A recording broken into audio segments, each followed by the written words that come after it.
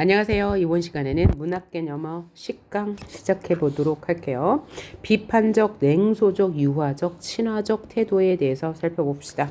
비판적이라는 것은 상대, 어떤 대상을 문제점이 있다라고 보는 거죠. 냉소적 역시 상대를 쌀쌀한 웃음이란 뜻으로 둘 다 상대를 어떤 대상을 문제가 있다라고 보는 태도고요. 유화적은 뭐냐면 상대와 잘 어울린다는 뜻이고, 친화적 역시 상대와 잘 어울린다는 뜻이에요. 따라서 유화적, 친화적은 긍정적인 태도인 거죠. 긍정적으로 대상과 잘 어울림이라는 뜻을 가지고 있고, 그러므로 긍정적인 태도고, 비판적, 냉소적은 부정적인 태도다. 쌀쌀한 웃음을 보낸다. 상대의 문제점을 지적하다. 라는 것. 그래서 이런 개념어들 살펴보도록 할게요. 첫 번째 나온 개념어가 이상세계와 이상적 세계예요. 말 그대로 이상세계는 현실에 없는 세계. 그런데 이상적 세계는 현실이 만족스럽다면 이상적 세계죠. 그래서 현실에 있는 세계라고 보시면 돼요. 그래서 부정적 현실 상황에서 이상을 꿈꿀 수 있고요. 그 다음에 만족스러운 현실은 또 이상적인 세계라고 할 수 있습니다. 이와 관련된 시를 밑에서 살펴볼 거고요. 그 다음에 상승 이미지와 하강 이미지는 뭐냐? 상승 이미지는 고개를 들어서 위쪽으로 올려다본다. 그래서 위쪽을 본다. 그러면 위쪽을 그러면 상승 이미지고, 하강 이미지는 위에서 밑을 바라봄, 그러면 하강 이미지인데, 대부분은 하강 이미지는 약간 부정적인 시어로, 상승 이미지는 긍정적인 시어로 사용되지만 100%다 그런 것은 아니다. 자, 긍정적 상황에서도 하강의 이미지, 꽃비가 내린다 그러면 비가 내리면 하강이잖아요. 그런데 이럴 경우에는 긍정적 이미지로 사용된 거고요. 또 풍선이 올라간다. 상승 이미지잖아요. 그런데 여기서는 어떤 감정도 없습니다. 그냥 상황만 제시하는 것일 수도 있다는 얘기고요. 그 다음 부정적 상황에서 비가 내린다. 하강 이미지이지만 향불이 불타오른다. 그러면 이거 위로 올라가는 상황이니까 상승 이미지예요. 따라서 상승 이미지가 부정적 상황에서도 쓸 수 있다는 것 알아두시면 되고, 자, 그러면 이제 작품을 통해서 이런 이미지들, 그다음에 대립적인 시어를 가진 것들 한번 살펴봅시다. 첫 번째 시가 김지하의 타는 목마름으로 뭔가를 아주 목마르게 구한다라는 뜻이죠. 그래서 뭔가가 결핍되어 있구나, 결핍된 상황이라는 것을 제목을 통해 보고 나서 해석을 한번 해보겠습니다. 자, 떨리는 손, 떨리는 가슴. 떨리는, 치 떨리는 노여움. 그러니까 여기까지는 부정인지 몰랐는데 치 떨린다라는 것은 아주 강하게 떨린다는 뜻으로 부정적인 상황에서 쓰이죠. 노여움으로 해서 노여움은 화요. 아주 치가 떨리게 화가 나서 나무 판자에 백목으로 서툰 솜씨로 쓴다. 뭘 쓰는지 목적어가 없네요. 그 다음 숨죽여 흐느끼며 내 이름을 남몰래 쓴다. 위에도 쓴다고 그랬는데 타는 목마름으로 그러면 타는 목마름으로 너의 이름을 쓴다. 그래서 화자가 지향하는 세계는 이 너의 세계일 거야. 지향하는 세계는 바로 이상세계겠죠. 그럼 이 시가 끝까지 나와 있지 않아서 그렇지만 이 시는 전체적으로 볼 때 여기서 너는 앞에 나와요. 1년에 나오는데 여기는 지금 마지막 부분이에요. 중간 부분입니다. 여기서 너는 민주주의예요. 민주주의. 그래서 민주주의를 목마르게 기다린다라고 생각하시면 돼요. 그래서 이 시는 저항시가 되겠죠. 독재 시대에서 민주주의를 강하게 열망하는 화자의 이 마음이 잘 드러난 시입니다. 따라서 너가 민주주의라는 것을 본다면 너를 의인화해서 표현했구나라는 것 알 수 있고, 그러면 시대적 상황이 뭐야? 독재사회이구나라는 것을 통해서 이 시는 참여시라고 볼 수 있겠네요. 참여시는 무슨 뜻입니까? 사회 문제에 대해서 다루는 시다. 그 다음에 저항시다. 이 독재에 저항하는 시다. 그 다음에 너를 민주주의를 아주 강하게 애타게 그리고 있죠. 자, 그래서 이 시의 화자는 민주주의를 지향하면서 간절히 바라고 있습니다. 따라서 이 현실에 대한 비탄, 민주주의에 대한 의지, 저항적 성격을 갖고 있고요. 태도 역시 그렇습니다. 주제는 민주주의에 대한 강한 열망인데, 자, 그러면 화자가 바라는 이러한 민주주의를 어떻게 바라고 있습니까? 떨리는 손, 떨리는 가슴, 그래서 유사한 통사 구조가 반복됐어. 이런 표현법을 뭐라고 그래요? 대구법. 자, 이런 표현법을 왜 써요? 반복은 운율을 형성하고 또 화자의 정서나 태도를 강조하기 위해서죠. 그래서 화자는 지금 아주 떨리는 가슴으로 민주주의를 강렬하게 말하고 있는데, 치 떨리는 그죠? 이 화자의 이제 분노가 점점 심해지고 있습니다. 뭐에 대한 분노겠어요? 민주주의의 반대, 이 독재에 대한 분노겠죠. 그래서 백목으로 서툰금시로 쓴다. 무엇을? 민주주의를. 숨죽여 흐느끼며 너의 이름을 남몰라 쓴다. 이 독재사회에 흐느끼고 있어요. 타는 목마름으로 역시 구절의 반복이라고 해도 되고 대구라고 해도 되고요. 대구가 있으니까 당연히 단어의 반복도 있겠죠. 그래서 화자의 강렬한 소망을 강조하고 있다라고 보시면 되겠어요. 그 문제 1번, 이상을 추구하죠. 이 이상은 뭐예요? 바로 민주주의가 될 거예요. 화자의 간절함이 드러나고 있다. 그러면 맞는 말이 되겠고요. 두 번째 시를 보니까 유치환의 깃발이라는 시입니다. 보겠습니다.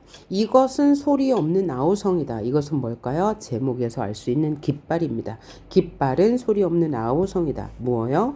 자, 원관념은 이것이고 보조관념은 소리 없는 아우성. 그 사이에 텐션이 있어요. 이런 표현법을 뭐라고 하죠? 은유법.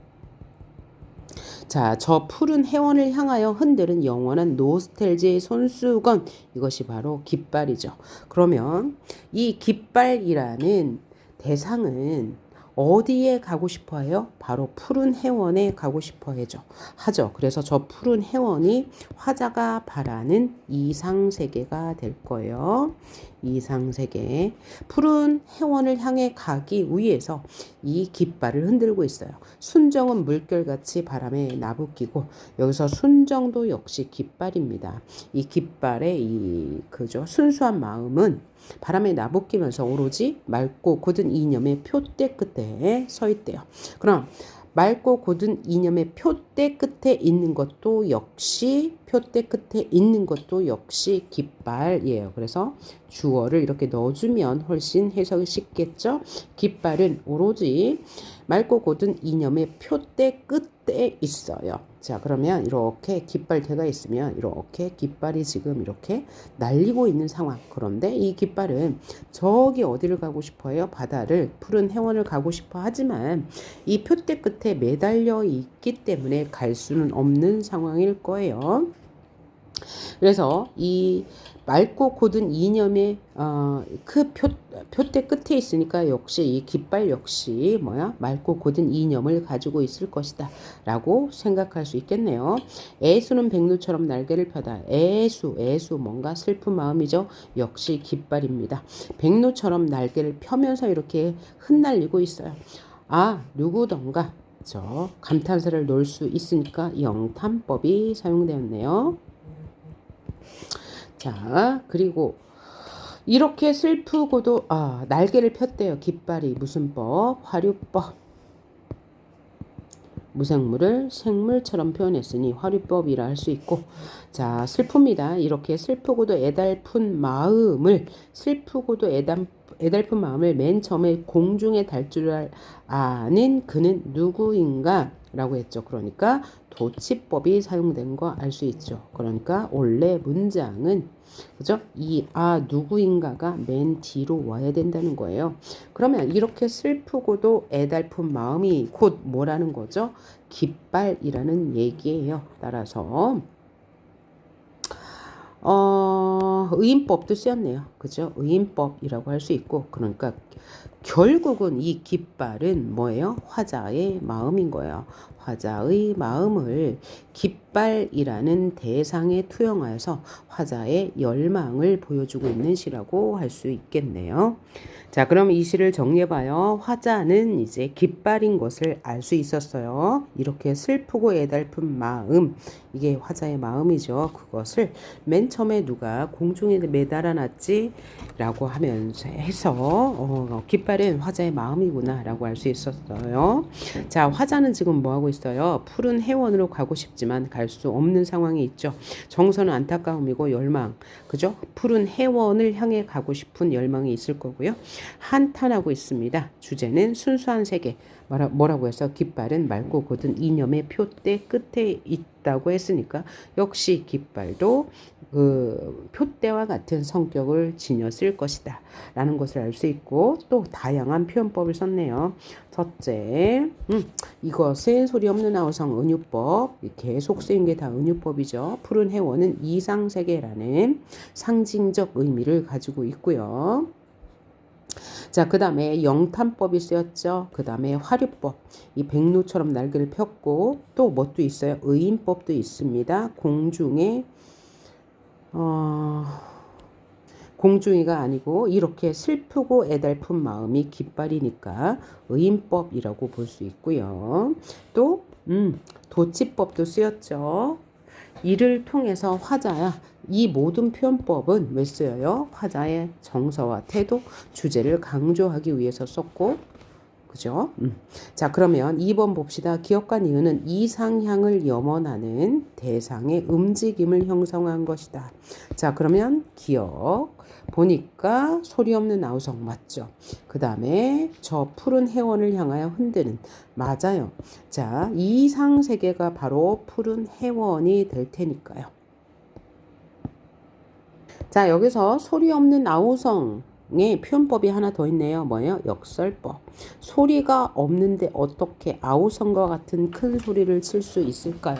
그래서 소리가 없는 것과 아우성이 역설을 이루죠. 그러면 뭘 강조하고 있는 거예요? 이 깃발의 의지를 강조하기 위해서 역설법을 썼구나라고 알 수 있고, 아우성이라고 했으니까 무슨 심상?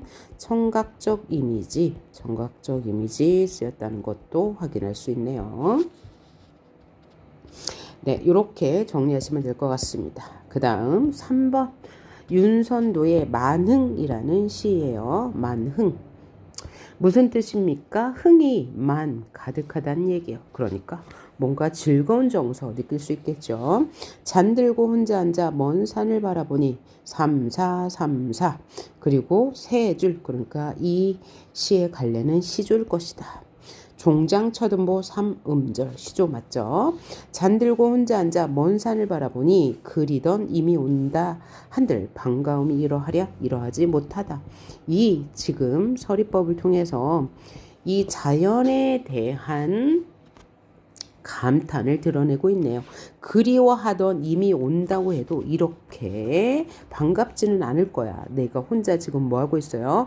잠들고서 먼 산을 바라보니까 너무나 즐거워 라는 뜻이니까 자연 친화의 시구나 라는 것 알 수 있죠. 자연 친화, 자연과 어우러지는 이야기. 말씀도 웃음도 아니어도 누가 말씀도 웃음도 안 하는 거예요? 이 산이요. 그죠? 산이, 그러니까 자연이 대유법이죠. 하나의 사물로 전체를 대표하는 것. 이 산은 말씀도 웃음도 아니어도 아니해도 못내 좋아요. 영탄법. 여기 이렇게 느낌표를 쓸 수 있으니까요. 그래서 이 시를 정리해 보자면 이 시는 화자가 지금 뭐 하고 있습니까? 자연을 즐기고 있습니다. 따라서 정서와 태도는 만족감이죠. 만족감을 뭐라고 그랬어요? 문학에서 느끼는 우아미, 만족감. 그 다음에 자연을 예찬하고 있습니다. 예찬적. 따라서 주제는 자연을 즐기는 만족감이라고 할 수 있겠죠. 자, 그러면 문제를 풀어봅니다. 이상을 동경하는 화자의 태도. 노. 현재가 이상적 세계라 동경을 할 필요가 없죠. 기억에서 말씀도 웃음도 아니하여도 못내 좋아한다. 여기 의인법 쓰였네요. 의인법. 그죠? 자연이 말하고 웃는다라고 했으니까 의인법이 쓰인 거 맞고요. 기억에서 화자의 자연 친화적 태도가 효과적으로 드러난다. 맞겠네요. 자, 다음 시를 한번 볼게요. 다음 시는 김춘수의 강우라는 시입니다. 강우, 비가 내린다라는 뜻이죠. 어떤 내용인지 한번 보겠습니다. 자, 이 사람이 어디 가서 잠시 누웠나? 옆구리 담개가 다시 도졌나? 담개는 뭐야? 담이 걸린다고 하죠. 그래서 어떤 옆구리 아픈 게 다시 도져서 다시 아파서 어디 가서 잠시 누웠나? 아니. 이번에는 그게 아닌가 보다. 한 뼘 두 뼘 어둠을 적시며 비가 온다. 비가 와요. 어둠을 적시다. 무슨 표현입니까? 어둠이라는 시각을 어떤 감각에 적신다? 촉각으로 전이했어요. 감각의 전이. 공감각적 심상이 드러났네요. 공감각적 심상을 통해서 이 어둠이라는 시간을 강조하고 있고요. 또 비까지 와요. 비가 오고 어두워 와 뭔가 우울한 분위기가 느껴질까요? 혹시나 하고 나는 밖을 기웃거린다. 왜 기웃거려요? 이 사람이 안 보이기 때문에 밖을 기웃거리고 있어요. 왜? 어디 가서 잠시 누웠는지 안 보인다고 했으니까요. 나는 풀이 죽는다. 왜 풀이 죽어요? 이 사람이 안 보여서. 빛바른 한치 앞을 못 보게 한다. 비가 아주 강하게 많이 내리나 봐요. 왠지 느닷없이 그렇게 퍼붓는다. 지금은 어쩔 수가 없다고. 뭔 얘기예요? 현실을 수용한다는 얘기죠. 그럼 왜 이럴까요?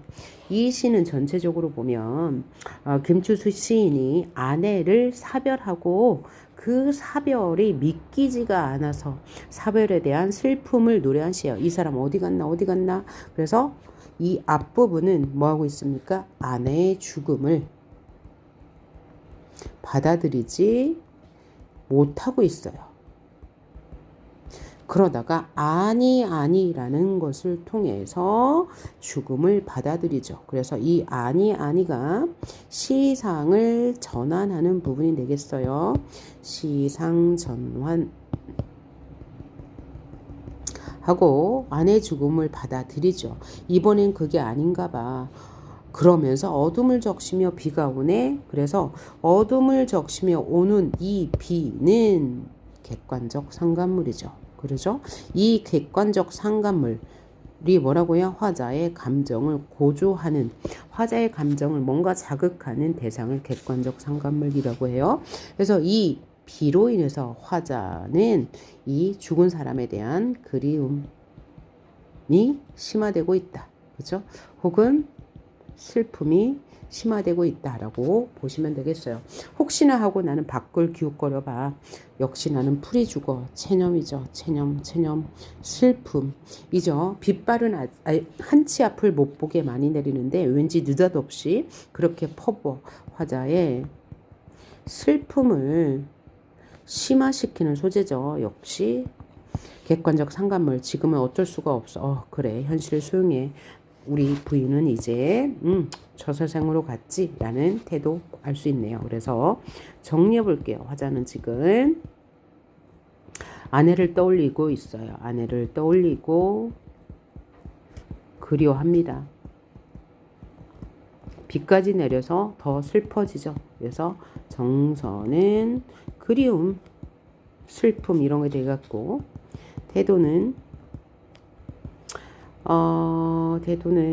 한탄과 체념이 되겠네요. 그래서 죽은 아내에 대한 그리움을 나타냈다. 라고 보면 되겠습니다.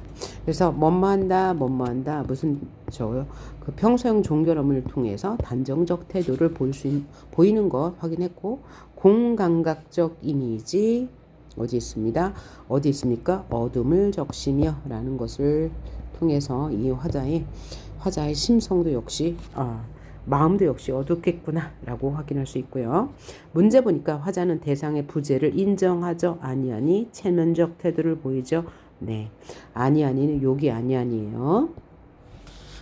자, 다음 6번째 시는 황지우의 새들도 세상을 떠난구나. 이 시는 우리 지난 시간에 해석한 적이 있습니다. 화자는 지금 어떤 상황이에요? 극장에서 지금 영화를 보고 있는데 옛날에 독재 시대에는 어떻게 해요? 영화를 보기 전에 바로 애국가를 다 같이 일어나서 재창한 다음에 앉아서 영화를 관람해야 했습니다. 그때 애국가는 울려 퍼지고 그 시각 자막에 영사막에 올라오는 것이 이제 이미지예요. 그 이미지가 새들이 막 날아가는 모습을 보면서 저 새들은 날아다니면서 낄낄거리는데 나는 왜 여기 주저앉아야 하지? 즉 뭘 말하는 거예요? 자유가 없지 라는 비판적 시였어요. 오케이. 지난 시간에 한 거기 때문에 이렇게 넘어갈게요. 기억을 통해 현실에 대한 화자의 체념적 정서를 파악할 수 있다. 자, 어떻게 확인할 수 있나요? 우리는 주저앉는다, 제자리에 주저앉는다라는 것을 통해서 확인할 수 있네요.